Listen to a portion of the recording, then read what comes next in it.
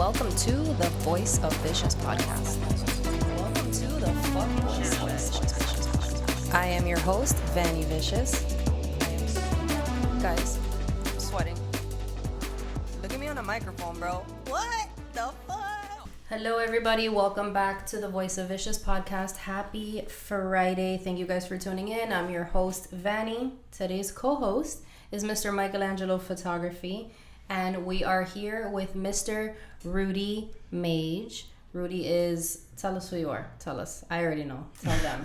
Well, thank you guys for having me. Of course. I own a printing company, and that's one of the things that I've been doing for 20 years now. We specialize in embroidery, screen printing, sublimation, clothing line production.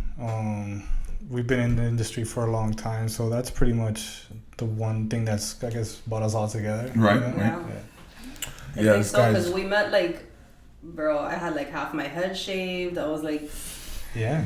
oh god. Back in the Vany Vicious. tattoo convention days. Yeah. That's literally where I met her too. Yeah. Mm-hmm. Tattoos get you laid. Remember the shirts? Yeah. I ran You into all printed those. those. Yeah, with That's days. true. And he used to do all my shirts too. Yeah. Yeah. Wow. You guys go way back too, huh? Yeah. How'd you guys meet? You at the tattoo convention or? Probably. 100% from there, from Days. Yeah. Yeah. From Days. And Shout then out to Days. And he was printing my Wow. shirts, and I was putting my ass on pillows and all Yeah, I sorts remember of. that. I remember that. Because when he started the sublimation stuff, I was like, wait, we could do socks, Oh, we we could were- do pillows, we could do And this. he was the only person doing it at the time, so it kind of had to be. Ranking those things out. Yeah, Yeah, bro. I Really? loved it though. Yeah, that was a Um, shit. Yeah, this guy's kind of a big deal. I've known him since he was selling shirts out of the back of his car. I still do that shit. It's a better car now, though. So Now he's we'll I'm give you selling credit. shorts as well. you know, you Now gotta you get the expand the whole- portfolio. You could get the whole The whole outfit. fucking outfit. I love it. You get some shoes. We're waiting. You know, shoes, socks, Eventually. sneakers, all of Yeah, I it. love it. But thank you guys for tuning in. You can catch us on Twitter, Instagram, Rumble, YouTube, Spotify, and Apple Podcasts. Just search for Voice of Vicious Podcast. But today we're going to have a little conversation with Rudy about being an entrepreneur, about his business, about everything. He also brought me some shorts, so stay tuned because I will be wearing them to the gym. They look very comfortable and adorable. So firstly, what inspired you to start the t-shirt printing business? Was it always something you wanted to do? Did you fall into it? I know you were selling them out of the trunk of your car, but how did that evolve into what it is?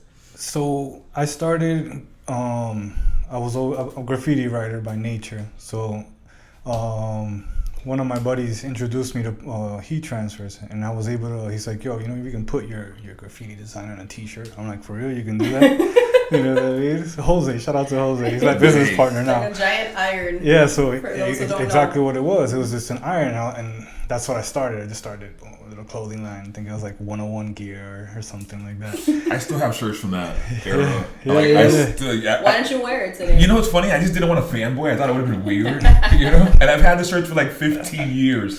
So Yeah. So So then from there, I was always just a clothing line. I always just wanted to sell clothing.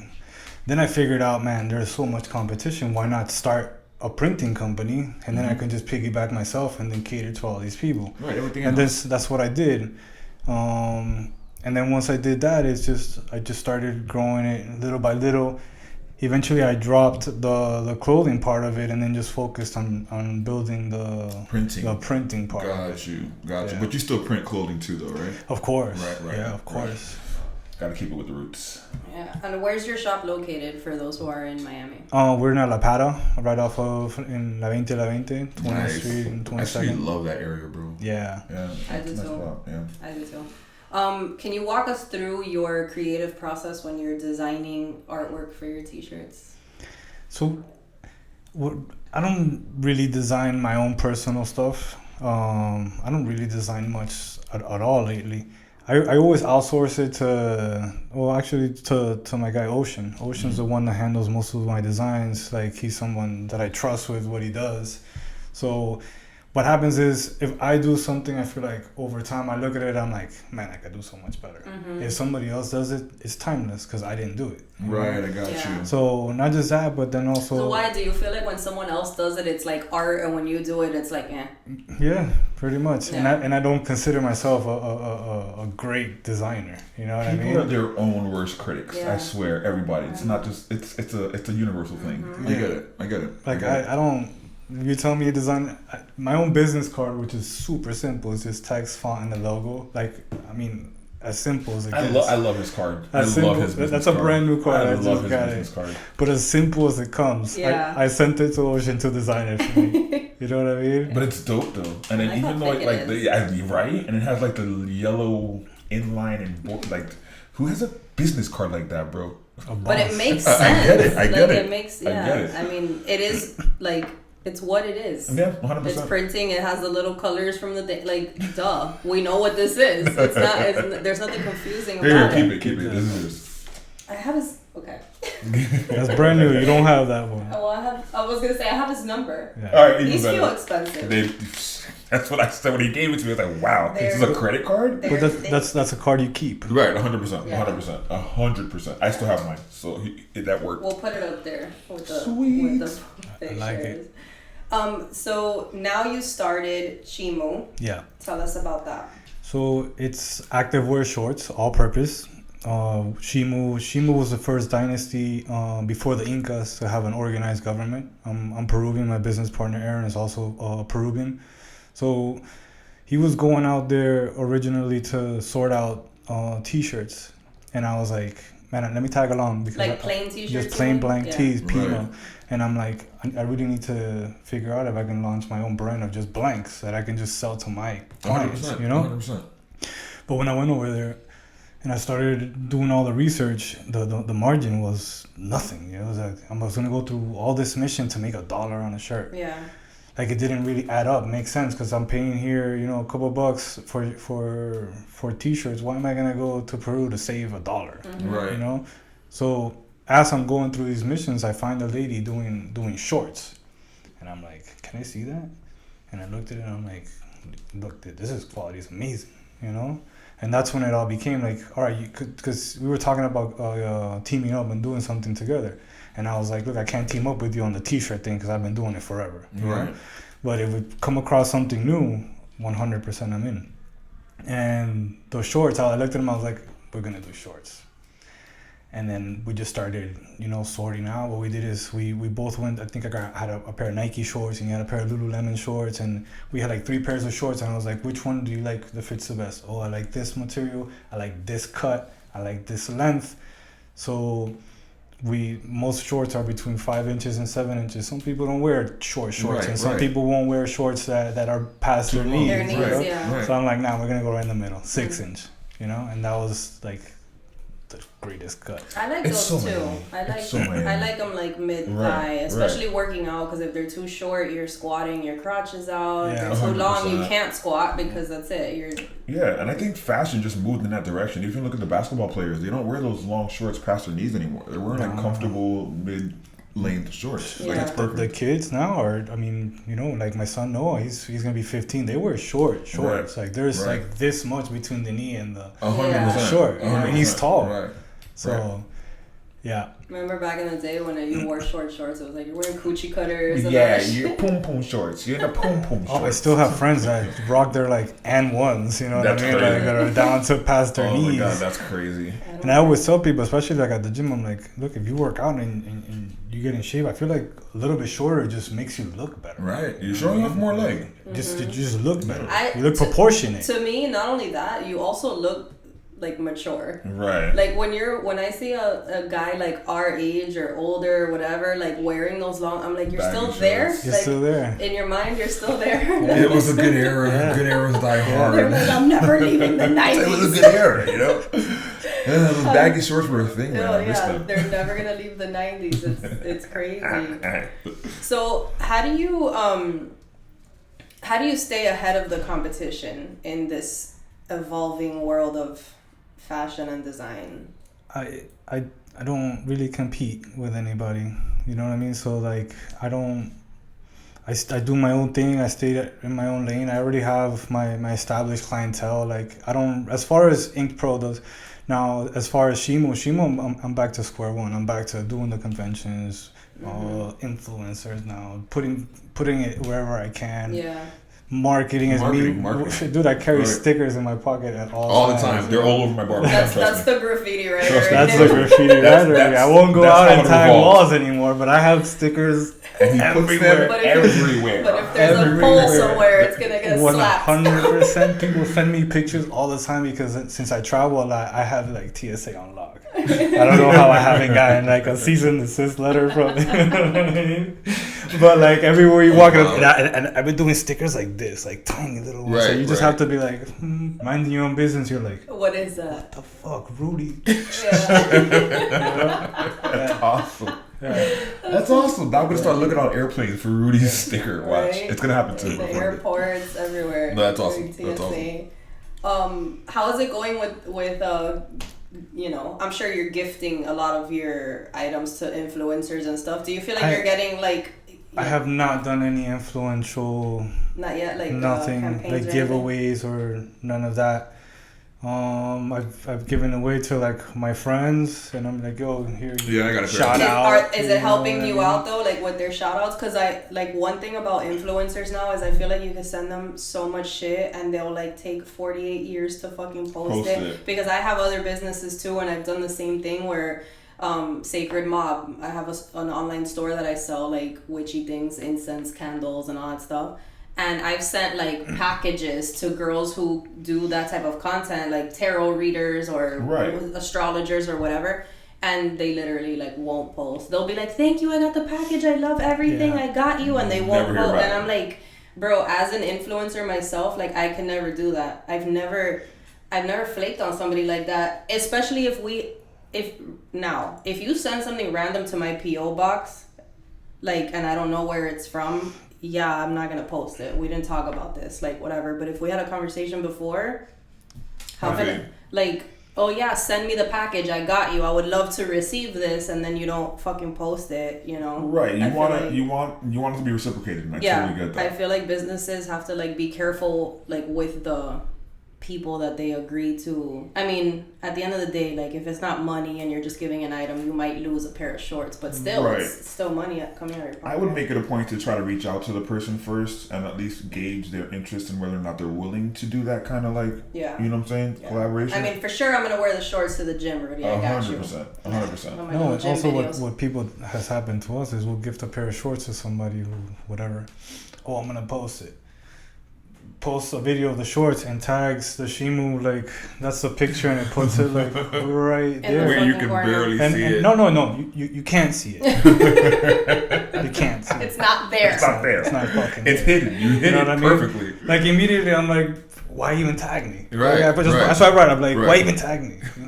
They have to give me my shorts. They have to go through the tags to see who's in the picture. It's like, and who does that? Nobody. No one. No. This was on a story. Right. I'm like, give me my shorts back. Yeah. I've also noticed that people won't post it. Like it's like if I took a picture of them in the bag right now. Thanks. Instead of just like putting them on and taking a selfie or whatever. Unboxing. And I want to see you show it in the packaging. Like you don't even pull it out and show it. Like it's just common sense. But I don't know, man. These influencers have gotten lazy as fuck, and everything's been so easy for them that it's like there's too many people claiming to be influencers that really aren't influential. If I'm gonna do something like that, I'm gonna do it with somebody that I know that I'm friends with. Like I would do it with you guys, you know what I mean? But like I'm not just gonna send it out to random people and send them a DM and be like, yo, dude. 100%. I feel like a nerd. No, but it's like unfortunate because you can't even trust that they're actually gonna post it. Like they usually won't. So that's a very good reason not to. Influencers have become fucking brats, bro. Like, it's a different era, man. Shit has become so easy for them that they're like, you ain't paying me, I don't have to do you the favor. Like, you're not flying me to Dubai. Why? Fuck you. Yeah, fuck it. I'm old school when it comes to shit like that. I still knock on doors. You know what I mean? Like my trunk is full of shorts. 100%. You know what I mean? Like I pull up wherever. That's where I got mine. Yesterday I got mine. I'm at Sports Grill yesterday. That's what I do. I get them drunk. You know what I mean? My boys and I'm just like, yo. Touch these shorts real quick. Have you seen? I got them in my trunk. Oh, really? Yo, come on. all That's actually day. a smart marketing ploy. At the gym too. Who doesn't know when they're drunk? No one. Yeah, no, that's how I get. All my friends, I'm like, Rudy, I have 15 of your fucking shorts, okay? I only have two. I don't need What any the more. fuck, bro? Oh, they come and they're like, they come. They just I know buy. what to do. From now on, every single haircut. Hey, Rudy, what's in your trunk? Oh, yeah. Yo, we're going downstairs. You gotta get the whole line. Bro, like, why not? Yo, we have 32 SKUs. I was No, about to that's ask dope. you how many. Yeah. 32 SKUs. And So then- Yeah. I'm sorry, go ahead. we started, we did the Surf Expo in January, and we went with not enough SKUs, thinking, oh, new brand, we're gonna pop off. And it was a learning experience because every other brand that was there had minimum 50 SKUs, 100 SKUs, and we were like, damn, we only had like 12. Wow. Yeah. So as soon as we came back to the drawing board, and then we launched new designs, and then we did the solids, and now we're trying to get into like collaborations with individuals. So like we'll do a limited drop with, like, right now we're planning one with Bearded Villains. Gotcha. I've talked to Dadeware. Like, those are my friends that are just, you know what I mean? Have established brands, and we can do something together. Mm-hmm. Are the shorts also? Because you said a surf convention. That's where you were. So the surf expo in Orlando is for anything that has to do water, boutique, and it's only open to wholesalers. So you go, you get a booth. I'm not selling shorts. Okay. I'm going there with one of each of my shorts and POs. And you hope that a buyer comes and he's like, okay, give me 1,000 of these. Yeah. And you're like, Yeah. Gotcha. Yeah, Nice. So like, it's 3-day convention in Orlando. We did it in January, and we didn't get any POs, but we learned that, Yeah. you know what I mean? It takes a lot to do those 3-day conventions. Like, Right.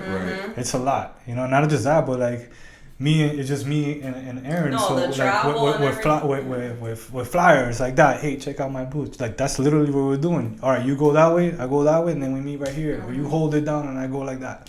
And that's what we did for 3 days. So when you started it was like the pattern designs, and then now you're doing just solids. No, I'm doing as well? everything. We're doing. We have. No, I'm saying like, but when you first started, you didn't have the solids. We only had like black, white. Then we had. I feel like we had like 4 or 5 solids, and then we had like 7 designs, and then some of like the monograms, which is our logo, all spread out. But then we realized that no, we needed to like triple that. So then we did a lot more solids, because people love the solids for the gym and stuff like that. Like day to day, like even with a button down, I just went the other day and I just shot with a button down. Bro. I saw those pictures. They come out really nice, by the way. Simple as hell. Just slow pro. Just put slow mo Done. on the iPhone, and they came out.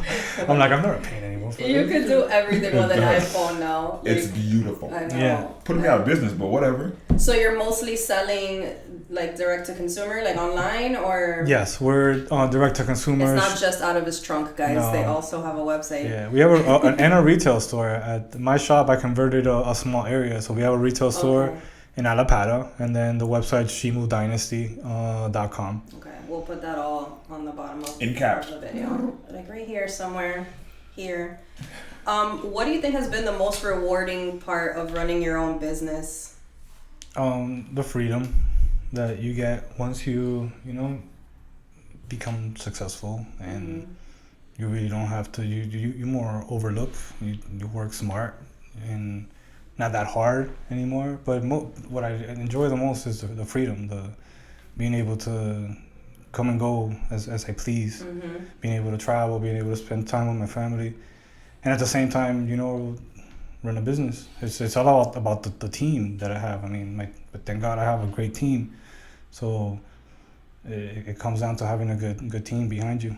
I was just gonna ask you that. I was wondering, like, I know your family and whatnot. Like, how do you find time to do both? Like, how do you juggle both, and you're successful at both? You got a great kid. I know your family. So, like, how do you find time to manage, or how do you prioritize? No, I spend more time with my family than I do at work. I work maybe 20 hours a week. I got you. So you prioritize the family. Yeah, that's 100%. 100%. That's awesome. Yeah, that's awesome. But again, that's smart moves that I did. When you were starting to set yourself up. Yeah, and then the past 5 years have just been fucking amazing. Like I did really well during the pandemic and shit like that. So it's all the little investments, the little moves that I did. So even if let's say the business is slow, like I make money on other avenues. Right, you know? I got you. And the thing is also living in your means. So if you know, like, okay, if I wake up today and I make anywhere from $500 to $1,000, just then you don't spend more than that. You know, you try to stay under that. You know? That's so important, because people start making money on their own, or they become self-employed or whatever, and entrepreneurs. Yeah, they're like, I'll make this again tomorrow, so I'm spending this today. Like, and then money management. I invest 20% of every dollar that I make. So whether it's into a stock or the market, whether it's into crypto, but every dollar, and that's what I've been doing for many years now. Like when everything started crashing, I'm like, there's no way these fucking things aren't gonna go back up. Right. You know, you're telling me that everything, Amazon, all these are down 30% and they're not gonna go back up. I'm like, fuck that. So look, every paycheck I'll just be like, yo, buy stock, buy this, buy that. And then, you know, a couple of years later, when the shit turns around, you're like, fuck, I'm fine. But you're making your money back 100%. Yeah. Can you share with us a memorable story or a moment that stands out to you on your journey to where you are now? I mean, we've had a lot of fun times. Like, as far as like, I remember the hardest working part, the hardest working that we did was when we would do those conventions. Like when you go, not everybody has experienced that. Not everybody has experienced having to sit there for 3 days and sell a product. You know, as a consumer, you have so much power over us. Right. You know, because you make or break our day. We would go days, not the day, hours, the weekends. hours and not sell a goddamn thing, and all of a sudden, you make your couple $100 there. You're like, yes. True story with that, right? Even in those conventions, there will be people that go to those conventions knowing that they're not going to buy anything till the last day because they know you're desperate to make a sale on that last day. Yeah. So they'll wait. You'll see them Friday, you'll see them Saturday, then they'll show up Sunday. They didn't buy anything Friday or Saturday. I'm not selling to you. You show up Sunday, now you're ready to spend money. Why? Because now you know I'm desperate to make that sale. Yeah. Or that you're going to have sales because you don't want to take merch home. Yeah. Same with tattoo conventions. But like I remember stuffing my car, Dolo stuffing my car all the way to the front like this and driving to like West Palm Beach and shit. For 3 days. And just the amount of times I had to go back with the cart that was the size of this table, but my booth was 7 times this size. Oh God. I like doing conventions and I miss doing them, but for me it's like, I don't know, they're pretty pointless. Every time I've done them, it's like, I was afraid to approach you. Like, you looked angry. I'm like, okay, whatever. I'm not doing conventions are different now, though. Like, conventions aren't what they used to be. Like, the tattoo conventions, they become more like porn or Pornex or AVN conventions. Like, they don't really do tattoo conventions like they used to.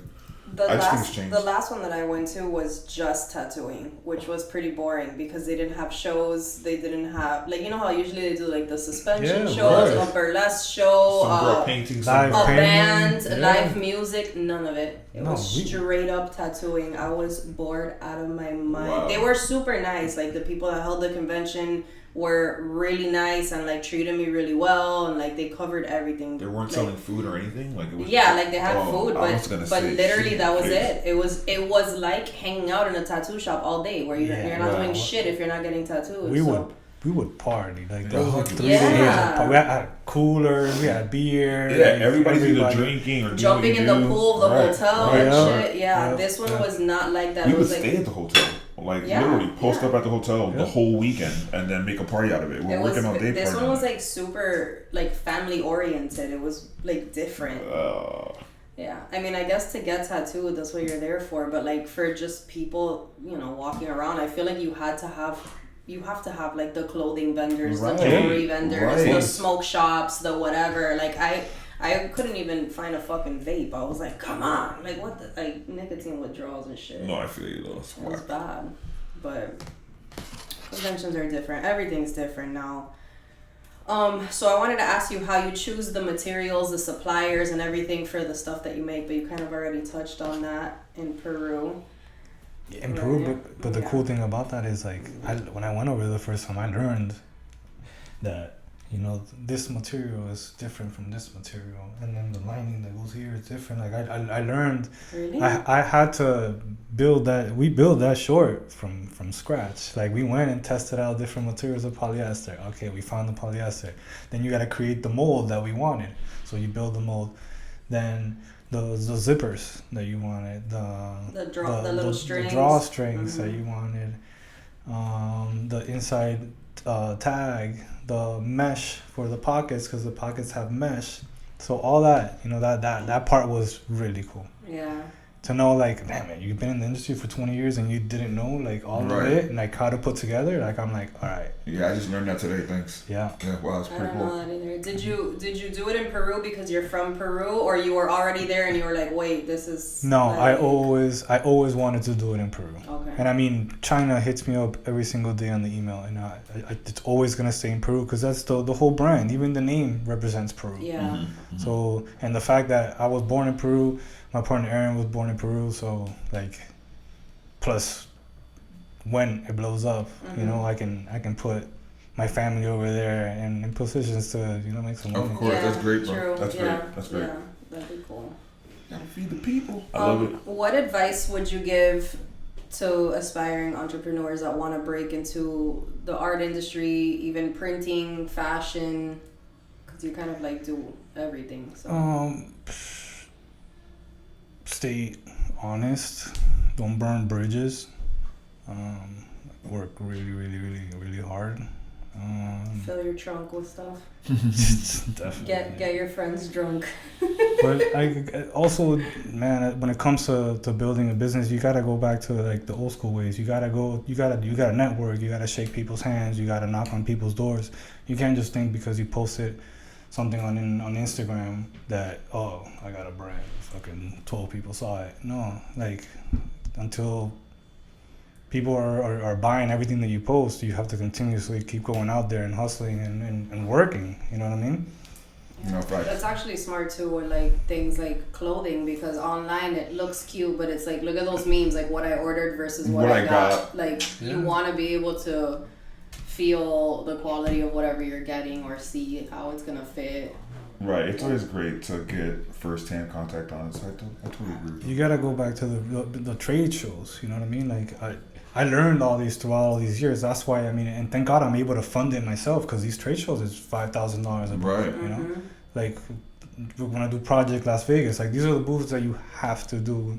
You know, like eventually somebody will come and be like, I want to carry your brand in my 100 stores, and that's it. Bam, boom. Yeah. All of a sudden, you're a multi-million-dollar brand. That's it. Yeah. But then that kicks you into like, oh my God, how the fuck are we gonna make all these orders, the logistics, the warehouse? That's why people end up on Shark Tank. You know what I mean? So exactly.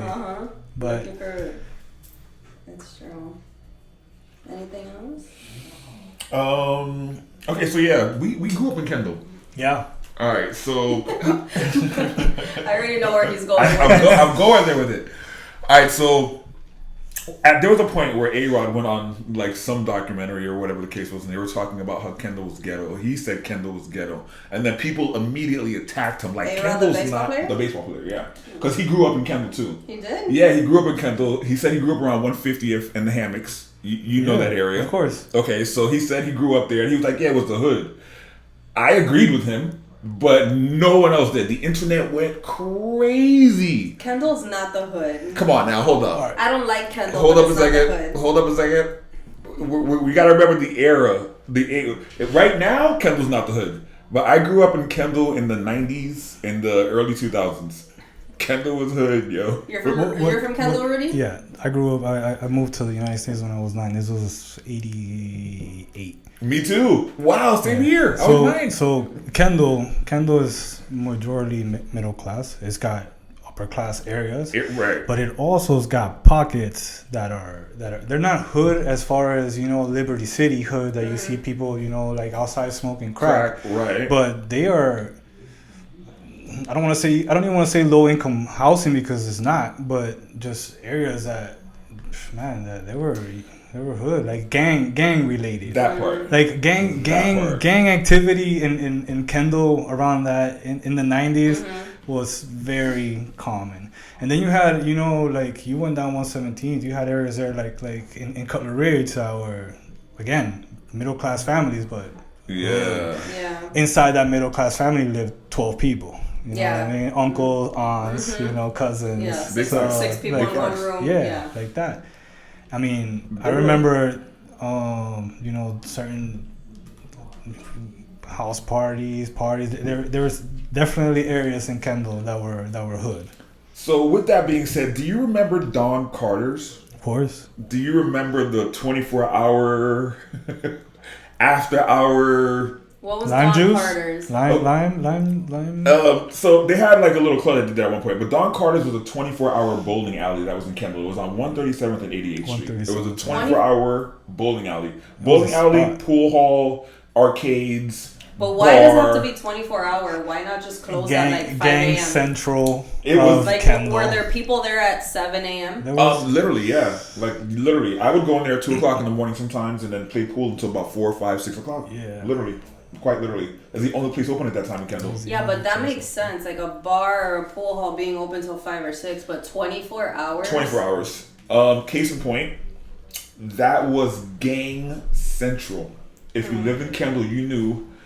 If one side of the bowling alley was like the IMPs, the other side was the folks, or like whatever gangs were there at the time. There were fights there 24/7. Like Kendall was not even the skating rink, like Super Wheels, which was called Hot Wheels at the time, was not a place to be fucked with. Like you would go there and you have to be careful what color you wore or who you messed with. There was a store named Circle K that was like right next to it. The fights would go from Super Wheels or Hot Wheels all the way to Circle K. It got crazy. I feel like the only good thing about that is that there were fights. Nobody took out guns. Nobody was getting shot. I didn't see a gun till I don't. You're so right. Junior year or something like that. Yeah. Somebody opened up I was like, oh my god, get me out of here. Yeah, that's true. But like back then, that's all you did. You fought. You beat the shit out of each other. The worst you had to worry about was getting jumped. That's how it is still in other countries, though. These motherfuckers don't pull. Oh wait. No, we're going. In other countries, people fight it out. They don't pull out guns and stuff. Like you Which got is a cool. problem, go outside, fight. Yeah. Cops come, they break it up. You don't even get arrested.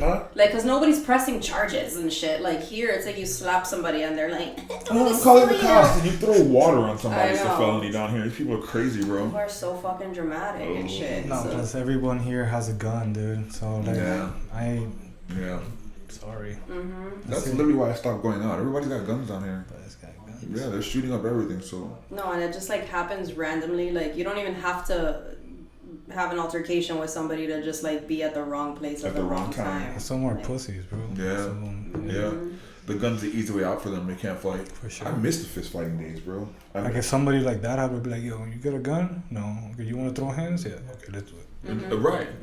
If you have a gun, we're not throwing hands. If you have a gun, put it to the side. If you have a want gun, to throw I'm hands. sorry. Yeah. If not, fuck you.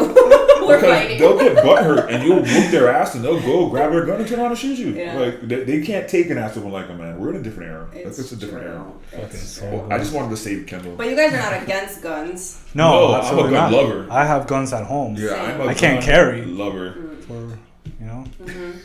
We're I not gonna get into the can legalities and of I this have shit. guns at home and I do carry, but like, I don't know, like, I'd rather beat your ass than fucking shoot you. Oh Actually, yeah, but I again, don't you're know. also a woman. Yeah, so, I mean, you don't know, get me wrong. I wish my wife could carry all the time. Yeah, if I got like attacked, then obviously Somebody whatever. get shot. Yeah, but like if I have a problem with a girl, like I can't imagine being like, let that bitch pull up. I'm fucking shooting this bitch. Like what the fuck? Yeah. That's so crazy. That's to me. wild. But that's what's going Yeah, I on. know it Yeah. happens. Yeah. It fucking happens. No, I have guns at home. It's just like I'd rather have and not need than The need need and and not not have. have. I'm on the same page with you. Yeah, God forbid it doesn't leave the house unless I go to the shooting range. If you come into my house, fuck. My dad taught me how to shoot like, in my early 20s, like. Yeah, and then I had friends that were like bounty hunters and shit. We would go to the range, and I've always shot guns. But that's still. I think I got my first one when I was like 25. That's awesome. Yeah, I'm ex-military, so I've loved guns ever since I came home. Yeah. I've owned one ever since I came home. Like now I got like 3 or 4. I feel like everyone should have one. Yeah. I'm an ex-criminal, so I can't carry. Yeah, dude. We're not gonna It get happens. into that because somebody's gonna do a background It check on me. Like, happens. oh shit. My guys, I'm an angel. No, it happens.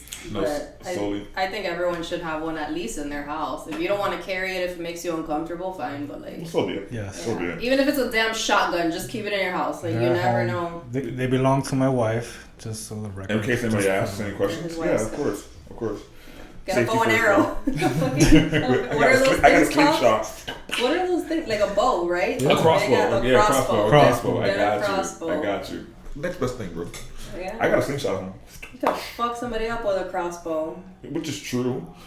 But if somebody shot me with a crossbow, I'd be embarrassed. Have you ever loaded one? Yeah, They're it's a pain in the hard. ass. They have like this little hook you gotta put your foot in the front and then pull it up with 2 hands. It's Yeah. really hard. It's hard. You have to keep that shit like ready to go. Yeah. Imagine trying to load that in a fight. Like you're fighting, hey, give me a second. No, no, I can't. Yeah, right, imagine I'm that. dead.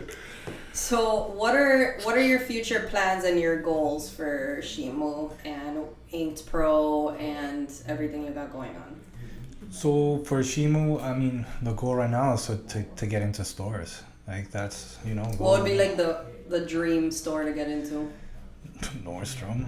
I'm not mad at that. But I'll deal with it. He's like Saks, but if PacSun wants to take him, that's fine. I'll take Dick's Sporting Goods, you know what I mean? Like, no. Oh shit, we're gonna tag you in the bottom, Dixon. Diggs, Yeah, for real, holla. Nordstrom, and PacSun. For You real. know what I mean? Does PacSun exist still? Yeah, of course. Yeah, yeah. Oh, okay.